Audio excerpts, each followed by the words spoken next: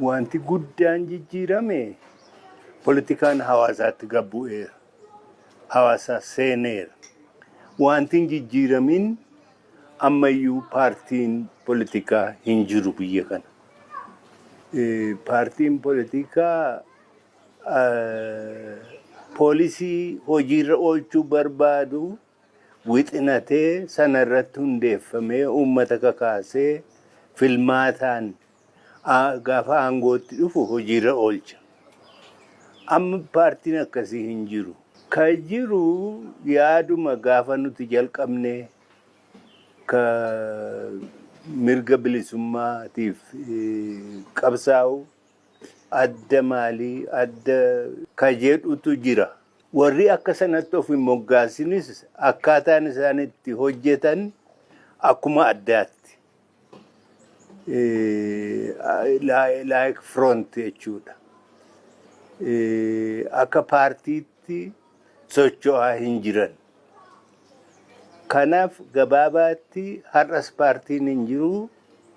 Gaafa nuti jalqabnes hin turre. Gaafa nuti jalqabne immoo hawaasaanuu dammaqiinsa amma qabu hin qabu.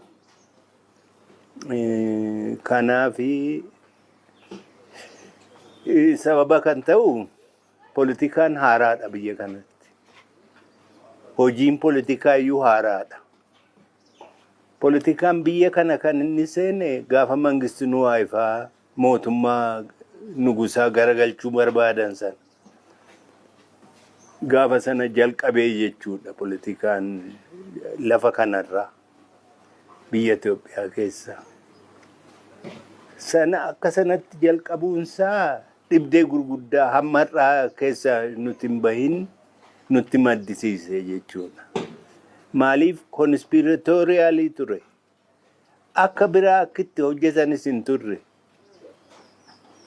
Sirnichi cufaa waan tureef politikaan yakka du'aa osoo hin ta'in cubbuus waan tureef gabbahanii ifatti lallabanii wal mari'atanii hin goone. Iccitiidhaan mari'atanii carraaqan jechuudha. Hamma ammaatti aadaan sun nu keessaa hin baane. Muuxannoo biyyoota biraa hawaasaa biraa hunda keessaa ka agarru jijjiiramni dimokiraasii karaa qawween dhufu. Qabsoo nagaatiin dhufa. Qabsoo karaa nagaa deddeemsifamuun dhufa. Biyya kana immoo dimokiraatessuudhaaf Oromoon waaltaa taphachuu qaba. Hojii waaltaa. Waan ta'uu qabu ofiifis hubatee saboota Itoophiyaa hafanis hubachiisee of dura tarkaanfachuu qaba. Seenaan of duuban deebi'u. Warra seenaa of duuba deebisuu barbaadutu jira biyya kana keessa. Sirna duraanii sana deebisuu warra barbaadu. Kun hin danda'amu. Ofuma rakkatu.